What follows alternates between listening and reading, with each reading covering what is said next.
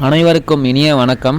இந்த பதிவில் நம்ம வெண்டைக்காய் விதைகளை எப்படி சேகரிக்கிறதுன்னு பார்க்க போகிறோம். இந்த மாதிரி வெண்டைக்காய்களை நம்ம முத்த விட்டு காஞ்சதுக்கப்புறம் எடுத்திங்கன்னா தான் பெட்டர். அதுவும் இதனுடைய முளைப்பு திறன் நீண்ட நாளுக்கு வரணும் அப்படின்னாக்கா இந்த குடுவையோடவே நீங்கள் சேகரித்து வைக்கணும். இன்னொரு முக்கியமான விஷயம் என்னென்னா, நீங்கள் முதல் காய்களை எப்போவுமே எந்த ஒரு செடியிலுமே விதைக்கின்றதை நம்ம முதல் காயை விடக்கூடாது. கிட்டத்தட்ட ஒரு 5 காய் இல்லை 10 காய் போனதுக்கப்புறம் தான் அதை விதைகளுக்குன்னு விடணும். நீங்கள் விடுற விதைகள் எல்லாமே நல்லா குடுவையாக மாறினதுக்கப்புறம் எடுங்க. அப்படி உங்களுக்கு விதைகள் அர்ஜெண்ட்டாக வேணும் அப்படின்னாக்கா நீங்கள் முன்கூட்டியே அதை விதைக்க விட்டுருங்க, ஒன்றும் பிரச்சனை இல்லை.